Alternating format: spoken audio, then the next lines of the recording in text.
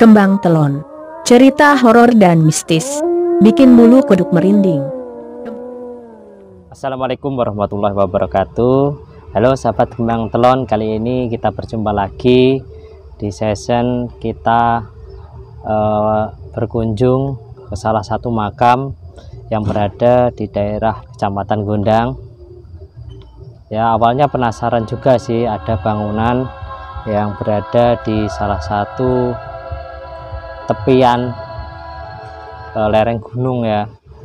Ini ada salah satu bangunan yang di situ memposisikan ada sebuah makamnya, dan Kembang Telon ingin langsung survei ke lokasi apakah benar ada makamnya, dan ternyata di lokasi ada nama salah satu tokoh yaitu Eyang Muhammad Hatta, dan di dalamnya juga ada makamnya.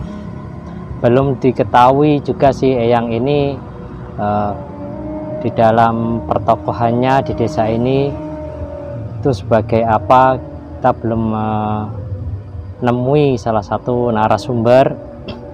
Namun kali ini Kembang Telon memberikan salah satu tayangan agar mungkin masyarakat sekitar atau bahkan masyarakat yang jarang pulang ke kota atau jarang pulang kampung, jarang pulang ke desanya, bisa mengetahui perubahan-perubahan yang terjadi di desanya.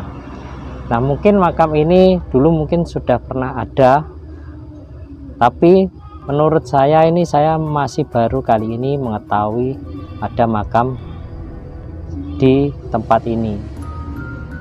Tadi mulai dari awal saya perjalanan menuju makam ini, itu banyak sekali perubahan-perubahan yang terjadi di area, atau banyak perubahan-perubahan yang terjadi di desa tersebut, mulai dari adanya pom bensin atau Pertamina, kemudian adanya bangunan baru penjual kayu, dan juga ada di situ galian, yaitu batu-batu yang digali dari gunung ya, sejajar dengan gunung inilah. Kemudian lanjut yaitu tempat atau lokasi makam Eyang Muhammad Hatta ini. Jadi saya tadi langsung masuk, kemudian di sana ada parkiran. Jadi di bawah ada parkiran, kemudian di sebelahnya itu ada salah satu bangunan musola yang dibangun ya sedemikian rupa musola dengan umumnya.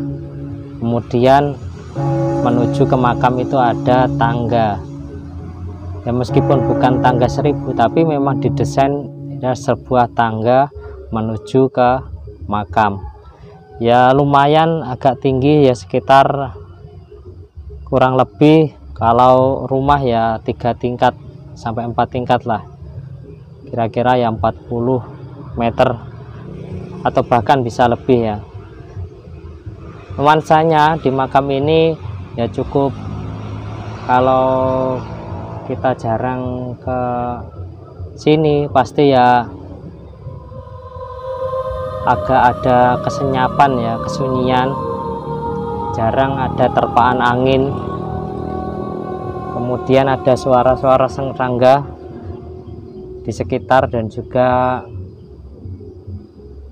burung ya, namanya juga alas ya, mirip lokasinya itu ya, hampirlah ngarani wong desa alas.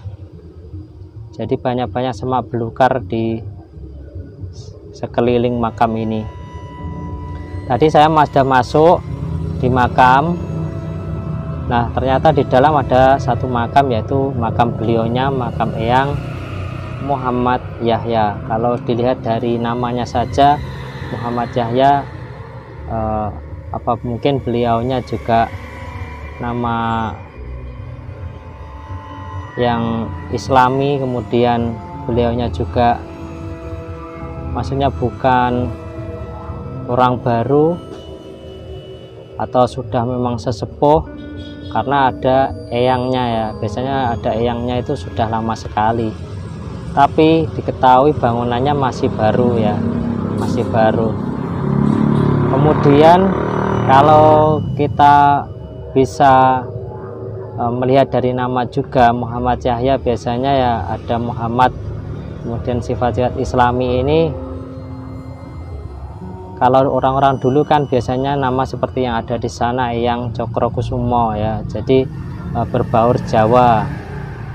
Tapi biasanya kalau yang baru seperti Muhammad Yahya, seperti Islami ini biasanya nama-nama baru, tapi juga belum tahu ya, karena kita belum menemukan narasumber. Kalau nanti ada ketemu narasumber, kita akan tanyai mungkin sejarah dari makam ini, terus pembangunannya bagaimana ya. Karena ini hanya kita melihat lokasi, penasaran ya, Bantelon penasaran, kita langsung kunjungi saja di makam Eyang Muhammad Yahya. Tadi saya juga sudah izin istilahnya seperti tata krama untuk memasuki sebuah makam ya. Seperti biasanya Bantelon selalu menerapkan sopan santun, jadi memasuki rumah seseorang juga istilahnya nyuwun sewu, ya ketok pintu, salam dulu ya, kemudian masuk. Karena tadi memang kondisinya di makam agak kotor, jadi seperti biasanya kita harus bersihkan ya, sedikit meluangkan waktu untuk membersihkan makam yang berisi dedaunan kering yang jatuh di lokasi. Untuk apa ya kita bersihkan? Agar kita berdoa itu lebih tenang. Kalau lokasinya bersih, nyaman, itu kita lebih tenang, agar doa yang kita ucapkan itu bisa terkabul. Terus kemudian tadi saya melihat di sekitar makam dari Eyang Muhammad Yahya ini ada salah satu kotak kecil, di situ berisi kitab-kitab ya, dan buku tahlil dan sebagainya. Mungkin menyiapi para peziarah yang ingin ke makam beliau, jadi sudah ada beberapa buku yang di situ untuk penghantar yang ingin punya tujuan tahlil ya. Kalau kami tadi izin ke makam sekalian ya berdoa juga, jadi sama-sama mendoakan ya. Mungkin doa ini ya sebagai pengantar juga. Mungkin kalau punya kesalahan selama hidup Eyang itu bisa diampuni, apabila punya amal yang baik juga akan diterima. Dan saya pun juga demikian, apabila saya salah menuju makam sini juga mohon dimaafkan.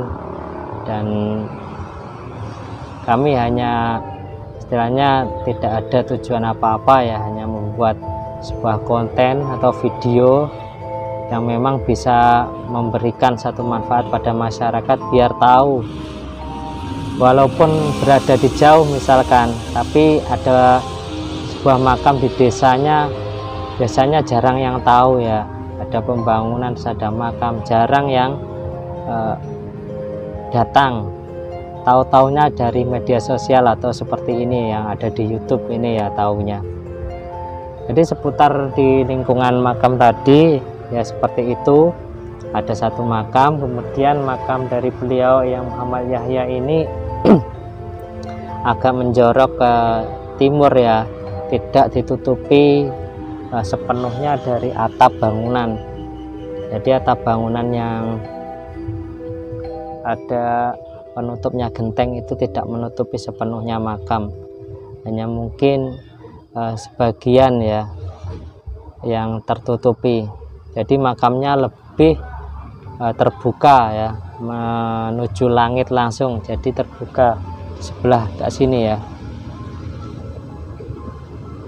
Nah, mungkin itu saja, nanti ikuti terus perjalanan ke Bantelon.